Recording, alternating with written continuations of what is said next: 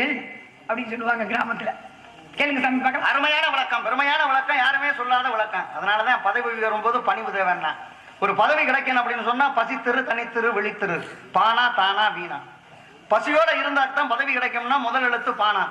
அதே நேரத்துல தனிமையா இருந்து சிந்திக்கக்கூடியவன் தனிமை, அதுக்கு தானா. விழித்திருக்கணும், என்னைக்குமே விழித்து கொண்டே இருக்கணுமா ஒரு பதவி கிடைக்கிறதுக்கு, அதுக்கு கடைசி எழுத்து வீணா. ஆனா அந்த பதவிங்கிறது கிடைக்கணும் அப்படின்னு சொன்னா அதுக்கு பணிவு தேவை. ஆனா நீங்க ரொம்ப பணிகிறத பார்த்தாலும் ஒரு காரணம் இல்லாம பணிய மாட்டீங்கல்ல. அதே சமயத்துல அழகா சொன்னீங்க, நதிகளை பத்தி அது இங்க இங்க விழுந்தா இந்த மாதிரி ஆகும் அப்படின்னு சொன்னீங்க. உலகத்தினுடைய கணக்கு அதுக்கு விளக்கம் சொல்லணும்னா வேற மாதிரி சொல்லிட்டு போலாம். சுருக்கமா நான் இப்ப வர்றேன். துருவனாகப்பட்டவன் சின்ன பிள்ளை, அழகா சொன்னீங்க. அந்த துருவனாகப்பட்டவன் சின்ன பிள்ளை என்ன செஞ்சேன், இங்க இருந்து போய் கடவுளோட இடத்துல வந்து தாயம்மன் தந்தை மடியில உட்கார முடியலங்கிறதுக்காக துருவ நட்சத்திரமா மாறினான்.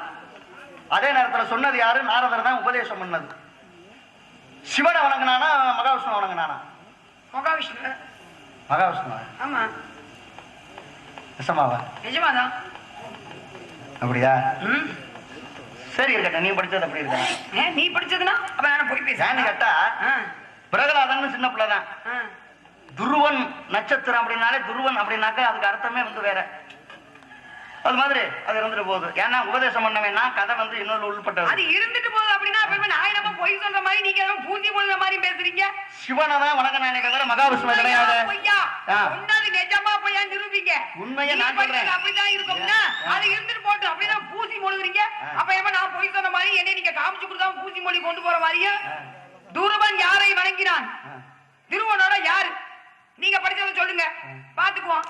அப்படியே வாழைப்பழத்தை ஊசியத்தை சரிப்போ அப்படி விட்டு கொடுத்து போற மாதிரி. என் பாணியே அப்படித்தான், தூக்குற மாதிரி தூக்குவேன், திடீர்னு தூக்கி போட்டு உடைச்சு போட்டு தூக்குறாங்க சந்தோஷப்பட தூக்கி போட்டு உடைக்காது வருத்தப்பட மாட்டேன். ஒரே மாதிரி போயிட்டு பம்புக்கும் போறது கிடையாது, போன சண்டையே வந்ததே. எனக்கு சண்டை என்பது சக்கரை பொங்கல் மாதிரி, ஆனா அதிகமா சாப்பிட மாட்டேன். நாங்க வந்து எப்படின்னு கேட்டா அதிரடி படைக்க அதிரடி படம் மாதிரி. சமயத்துல வந்து எப்படின்னா அமைதி படைக்க அமைதி படை, அதிரடி படைக்க அதிரடி படை, சமயத்துல தற்கொலை படம் மாதிரி மாறிடும். தற்கொலை திருப்பி உசுரோட வர மாட்டீங்களா? யாரு நாங்க நினைச்ச காரியத்தை சாதிக்கணும். நாங்க நினைச்சா கீழே போனா மேல வருவோம், மேல போனா கீழே வருவோம். ஆனா நீங்க கீழே போனா மேல வர முடியாது. சரி, உங்களுடைய கணக்கு வேற, என் கணக்கு வேற. ஏன் நீங்க பணிவா போறீங்கிறத நான் சொல்ல வந்தேன் அப்படின்னா, வில்லு வளையுதுன்னா அடுத்து அம்பு வேகமா பாய போகுதுன்னு அர்த்தம்.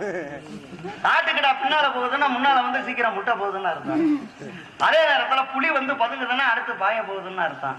அது மாதிரி நீங்க பதுங்கி பேசினாலும் உங்கள்கிட்ட அறிவு இருக்குங்கிறதுக்கு தான் நான் சொல்ல வர்றேன். சுட்டி காமிச்சோம் அப்படின்னா ஒரு இடத்துல என்ன இருக்குங்கிறத புரிஞ்சுக்கணும். முதல்ல வாழைப்பழத்துல ஊசி ஏத்துற மாதிரினா வாழைப்பழத்துக்கு ஊசிக்கு ஏதாவது சம்பந்தம் உண்டா? வேணா நான் கவி சொல்றேன். சொன்னது நீங்க இல்லம்மா. வாழைப்பழத்தை ஊசி நான் சொல்ல கிடையாது. வாழைப்பழத்துக்கு கவி இருக்கா இல்லையா? ஊசிக்கு கவி இருக்கா இல்லையா? இருக்கு. அது அப்படியே என்னுடைய பாணி என்னன்னு கேட்டேன்னா அப்படியே வச்சுக்கிட்டே போறேன், அப்படியே வச்சுக்கிட்டே போறேன். இதை நீ சொல்லிட்டே ஆகணும்னு கேட்டேன்னா அதுதான் தவறு, சிக்கல். வீணுவாதான் சண்டை, அப்புறம் நடிக்க மாட்டேன் இருக்க மாட்டேன்னு இந்த மாதிரி பிரச்சனைகள். அதனாலதான் எப்படி எப்படி யாராருங்கிறத நடிக்க மாட்டேன் வெளியே போட மாட்டேன். கொம்பா இருக்கு. ஆமா, கொம்பு உள்ளவனா பெரிய ஆள் கிடையாது. நடிக்க மாட்டேன் கொம்பையும் வச்சு நடிக்க மாட்டேன். நடிக்க மாட்டேன் சொல்றோட போய் பேசுங்க, என்கிட்ட பேசாதீங்க. நான் யாரையும் எழுதி போட மாட்டேன். நீங்க எப்படி அப்படிதான் நானு என்னைய பார்த்து நான் பயப்படுவேன், நான் யாரையும் பார்த்து பயப்பட மாட்டேன். அப்படியா குட்டி குடிச்சு கொண்டு போட்டு போறீங்க கேட்டா. சின்ன பிள்ளையா இருந்தாலும் தைரியம் உனக்கு அதிகமா இருக்குன்னு நினைக்கிறேன். சின்ன பிள்ளையா இருந்தவன் பூரா சாதிச்சிருக்கான், பெரிய பெரிய ஆளையே கூட. ஏன்னு கேட்டா சின்ன பிள்ளையா இருந்தான் பிரகலாதன். அப்பேற்பட்ட பிரகலாதன் சின்ன பிள்ளையா இருந்தாலும் கூட அறிவோ நாராய நாய நமக அப்படிங்கிற மந்திரத்தை நான் போய் லீலாவதியினுடைய சிசுவில சொன்ன காரணத்தினாலதான் பக்தனா பிறந்து அன்னைக்கு தன்னுடைய தந்தை இரணியனை அழிக்கக்கூடிய அளவுக்கு அன்னைக்கு நரசிம்ம அவதாரமாகப்பட்டதை எடுக்கக்கூடிய அளவுக்கு சிறப்பு ஏற்படுத்தினான்னா காரணம் என்ன? அவன் ஒரு சின்ன பிள்ளைதான். நீங்க சொன்னாங்களே திருவன் ஒரு சின்ன பிள்ளைதான். அதே நேரத்துல அபிமன்யு என சொல்லக்கூடியவன் தான் இந்த மகாபாரதத்துல யாரும் உடைக்க முடியாத வியூகத்தை உடைக்க தெரியும். அப்படி உடைச்சு காமிச்சவன் யாருன்னா அவனும் ஒரு சின்ன பிள்ளைதான். இந்த சூரியனே வந்து கனி நினைச்சு சின்ன பிள்ளையா இருக்கும் போது தாய் வந்து கனி பறிக்க போயிருக்காளே, சூரியன் அப்படியே எழும்பி வரக்கூடிய நேரத்துல சிகப்பா தெரியுது. இதுவும் ஒரு கனின சின்ன பிள்ளையா இருக்கிற நேரத்துலதான் ஆஞ்சநேயன் போய் அன்னைக்கு போய் கனியை பிடிச்சான். இது அப்படி கனியை பிடிச்சான் அப்படின்னு சொன்னாக்கா இந்த சூரியனே வந்து அன்னைக்கு வந்து சூரியனை பாட்டினான் அப்படின்னா அதுக்கு காரணம் என்ன? கனியை பிடிச்சானா? ஆமா, சூரியங்கிற கனியா ஆஞ்சநேய பெருமான் பிடிச்சானா? சூரியன்கிறவன் வந்து உதிச்சு வரக்கூடிய நேரத்துல கனி மாதிரி தெரிஞ்சதுனால போய் பிடிச்சானா? ஆமா, அதான் கதை. சரி, ஏன் இல்லைங்கிறியா? இப்ப நீ என்னமோ ஏத்துற மாதிரி வாழைப்பழத்துல ஊசி ஏத்துற மாதிரி பூசி மொழிகிட்டு நீ ஏன் போற? இது வீண் விவாதம் பண்றதுக்காக நம்ம வரல. நீ என்ன படிச்சிருக்க, நான் என்ன படிச்சிருக்கேன், உன்னுடைய விவரம் என்ன, என்னுடைய விவரம் என்ன அப்படிங்கறத பார்ப்பவர்கள் வந்து திருப்பு கூறணும். பேசி முடிக்க புரட்டாசிக்கலாம் பின்னாடி வரும்ல. வரணும், நீ வந்தா தானே நல்லா இருக்கும். வரணும் தானே நான் எதிர்பார்க்கிறேன். ரெண்டு பேரும் எப்படின்னு கேட்டா தராசு தட்டு மாதிரி. இப்ப நான் பேசும்போது பாருங்கிற தட்டு என் பக்கம் இறங்கணும், நீங்க பேசும்போது உங்க தட்டு பாருங்கிற தட்டு, பேசும்போது உங்க தட்டு இருக்கல பாருங்கிற தட்டு, அது உங்க பக்கம் இறங்கணும். ஆனா இந்த தராசு தட்டுல நடுவுல இருக்கக்கூடிய முள்ளு யாருன்னு கேட்டா இந்த அறிவாளிகள். அந்த முள்ளு வந்து உங்க பக்கம் சாயுதா இல்ல கடைசியில ஏன் பக்கம் சாயுதா இல்ல நடு நிலைமையில நிக்குதா அப்படிங்கறத கடைசியில தானமா தெரியும். அதனாலதான் சின்ன பிள்ளையா இருந்தாலும் நீங்க அறிவாளிங்கிற இடத்துக்கு கொண்டு வர்றேன். ஏன்னு கேட்டா உலகத்துல பார்க்க போனோம்னா ஒரு பெரிய அரச சபையில அரசர் கேட்டாரு, மந்திரியை கூப்பிட்டு கேட்டாரு, ஏப்பா கடவுள் எங்கே இருக்கிறார், கடவுள் எந்த திசையில் பார்த்து கொண்டிருக்கிறார், கடவுள் என்ன செய்து கொண்டிருக்கிறார், 3 கேள்வியை கேட்டேன். அப்ப வந்து இந்த மந்திரிக்கு வந்து எதுவுமே தெரியல. என்னடா இது சிக்கலான கேள்வியா இருக்கு, கடவுள் எங்கே இருக்காருன்னா நான் கூட்டி கொண்டாந்து காமிக்க முடியும், நாளைக்குள்ள பதில் சொல்லணும், இல்லைன்னா தலையை சிறை எடுத்துருவேன்ட்டாரு, சிரசேதம் பண்ணிடுவேன்ட்டாரு. கடவுள் எங்கே இருக்கிறார், என்ன செய்து கொண்டிருக்கிறார், எந்த திசையில் பார்த்து கொண்டிருக்கிறார், இது 3க்கும் விளக்கம் சொல்லணும்னு மந்திரி கிட்ட கேட்டேன்.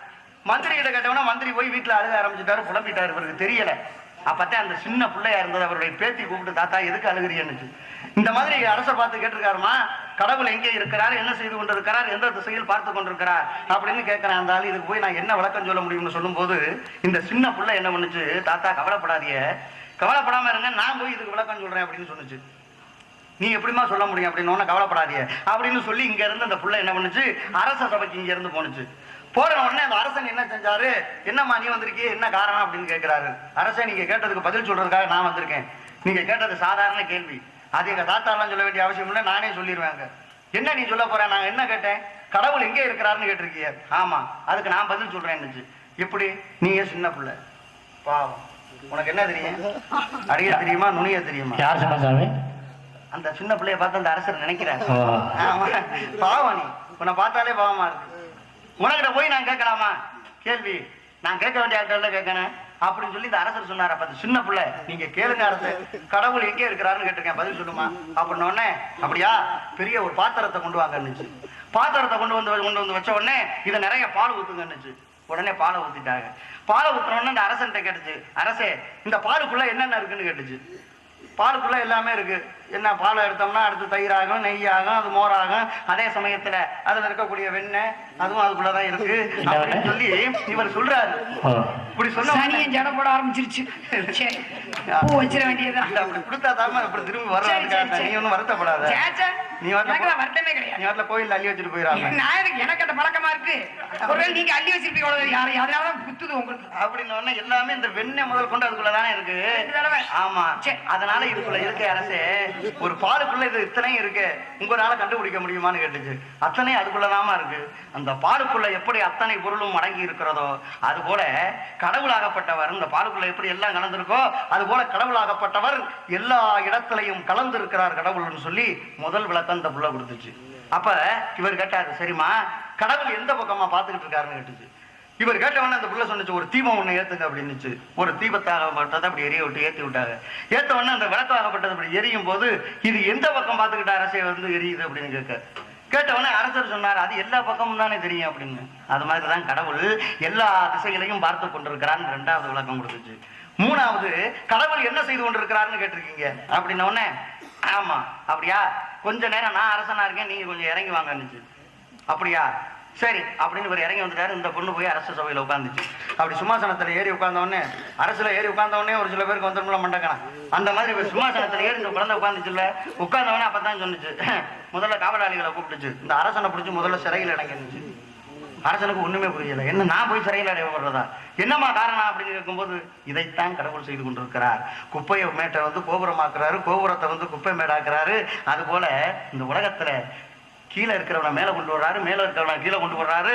அது மாதிரி கடவுள் செய்து கொண்டிருக்கக்கூடிய வேலை இதுதான் சொல்லி 3க்கு விளக்கம் கொடுத்துச்சுன்னா, காரணம் என்ன, பெரிய மனிதராக இருந்தாலும் இந்த அவருக்கு தெரியாததை இந்த சின்ன புள்ள விளக்கம் கொடுத்துச்சுன்னா, அது மாதிரி உங்கள்ட்ட விளக்கத்தை நான் எதிர்பார்க்கிறேன். பெரிய மனுஷனா இருந்தாலும் அறிவாளியா நான் கருதுறேன்.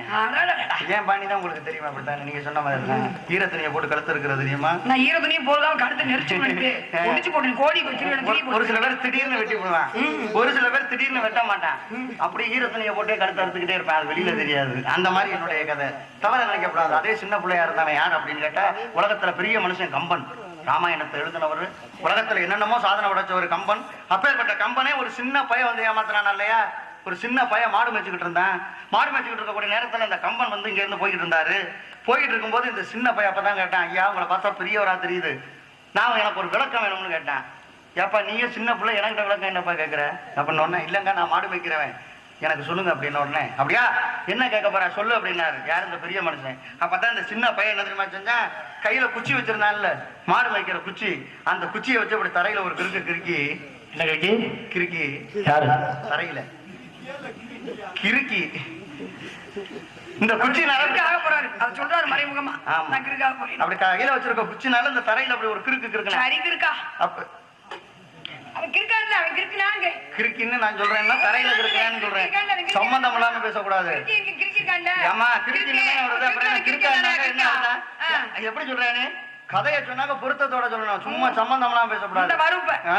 என்ன வரும் தெளிவுரை விளக்க ஒரு ஊச்சாண்டு காமிக்கிறியானே யாரு ஓட்ட பம்பாத்து காமிக்கிறீங்களா? நீ என்ன பாவம், நீ என்னமா ஐயோ பாவம். உன்னை பார்த்தாலே எனக்கு பரிதாபமா அடிமா நுனிய தெரியுமா? ஐயோ முட்டைக்கு சனி மூளை தெரியுமா இல்ல புளியம் கொட்டைக்கு தான் உனக்கு சனி மூளை தெரியுமா? ஆமா கதையோட அப்படி கிறுக்கி காமிச்ச உடனே அப்பத்தான் இவன் கேக்குறான், கம்பன் கேட்கிறாரு, அப்பா என்னன்னு தெரியலையாப்பா, ஏண்டா தம்பி நீ தரைய கையில வச்சிருந்த குச்சினால இப்படி கிறுக்கி தரையில காமிக்கிறியே, இது என்னன்னு எனக்கு தெரியலையாப்பான்னு சொன்னாரு. அப்பதான் இந்த சின்ன பையன் சொன்னேன், ஐயா நான் கையில வச்சிருந்த குச்சி இது என் கையினால எழுதின எழுத்து, என் கையினால எழுதின எழுத்து, இது என் கையெழுத்து, இதை கேட்கணுங்கிறது உன் தலையெழுத்துறான்னு விளக்கம் கொடுத்தேன். காரணம் என்ன, சின்ன பிள்ளையா இருந்தாலும் அறிவுக்கு வேலை கொடுத்தேன். அந்த மாதிரி நீங்க சின்ன பிள்ளையா இருந்தாலும் அறிவுக்கு வேலை கொடுக்கக்கூடிய காரணமா இருக்கணும். அப்படி நான் கேட்கக்கூடிய யாருமே கேட்காததா